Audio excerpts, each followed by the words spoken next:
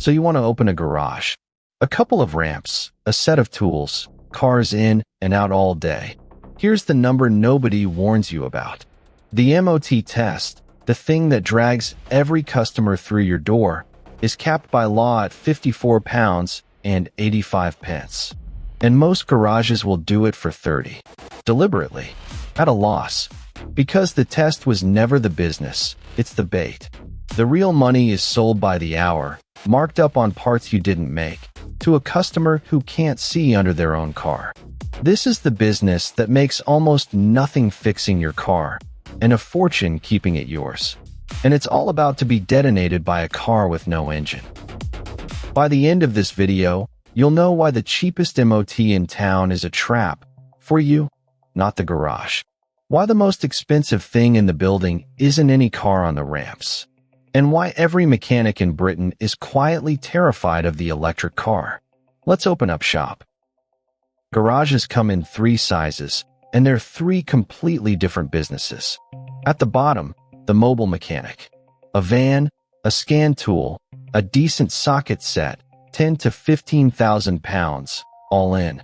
No premises, no rent, no rates. But there's a catch that defines the whole tier. You are the business. The day you're ill, revenue is 0.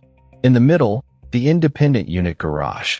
2 or 3 ramps from about 2,000 pounds each, a lease on a light industrial unit, and an approved MOT testing bay that costs tens of thousands to kit out and certify. Then the real killer, a professional diagnostic scanner with the manufacturer software subscriptions, can cost you thousands of pounds every single year, forever. Before a single paying car, you're 6 figures deep. And at the top, the franchise or the main dealer service center, a quick fit, a Halfords Auto Center, a dealership workshop. Millions in fit out, but backed by a national brand and a parts supply chain. That detail, the brand, not the spanner, doing the selling, is the whole industry in one sentence. We'll come back to it. Before your first invoice, the costs nobody mentions. The tooling never stops. Every new model on the road needs new diagnostic coverage, so that scanner subscription is a tax you pay for the rest of your career. Waste oil disposal, environmental compliance, garage insurance, all before you've earned a penny. And the rarest, most expensive asset in the building doesn't sit on a shelf. A genuinely good diagnostic technician is hard to find, costs a fortune to keep, and can walk out of the door with your customers behind him. You're not buying a workshop. You're renting the loyalty of the one person who knows how to use it. Now the question that actually matters. If the test loses money and parts are just parts, what actually pays the rent? The first answer is the one thing a garage really sells, * labor hours. The garage charges a labor rate, around 80 pounds an hour at a typical independent, and over 150 at a main dealer. The mechanic turning the spanner doesn't get that. The gap between his wage and your bill is the business. And here's the clever part. Jobs aren't billed by the real time taken. They're billed by book time, a figure a National Labor Guide assigns to every job on every model.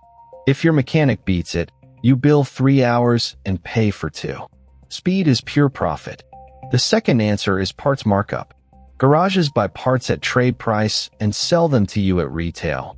A healthy margin on every brake pad, filter, and wiper.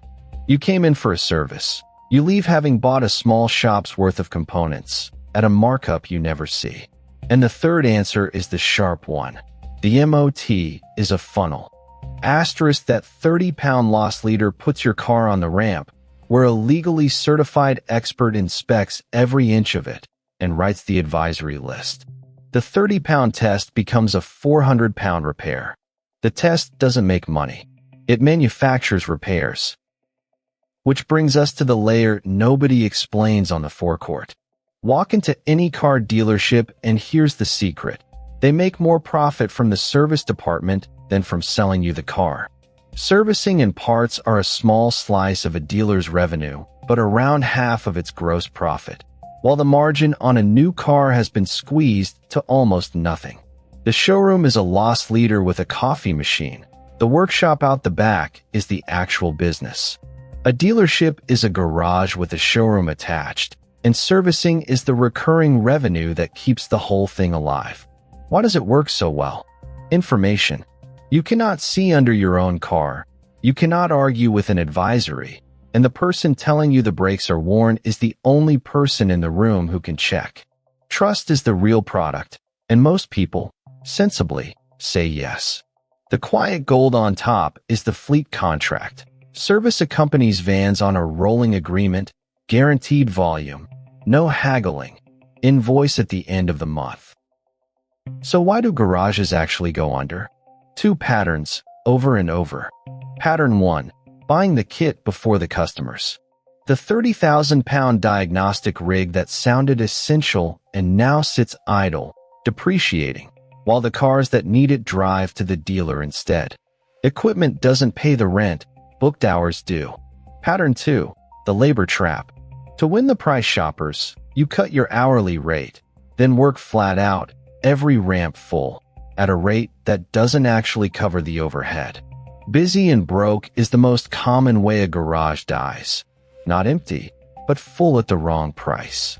Quick Fit itself, a household name, was sold to Ford for $1.6 billion in 1999, and Ford offloaded it just 3 years later for £330 million, a fraction of what it paid.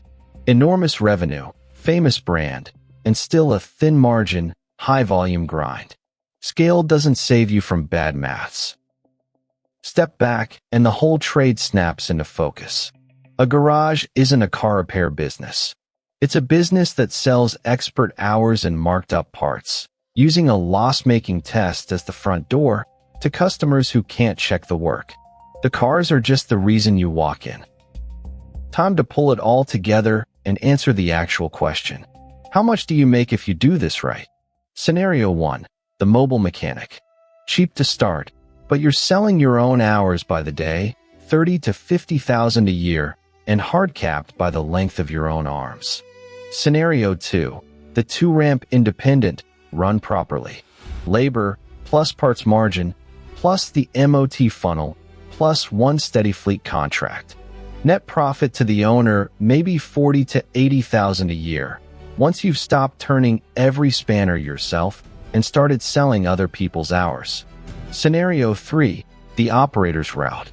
Multiple bays, employed techs, and you managing instead of fixing, or, better still, owning the freehold so the property appreciates underneath the business. Because the money was never in the oil. It was in the hours and the building. And the twist that's coming for all of it? The electric car.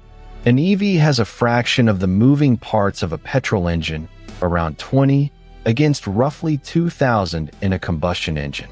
No oil changes, no clutch, no timing belt, no exhaust, and brakes that barely wear because the motor does the stopping.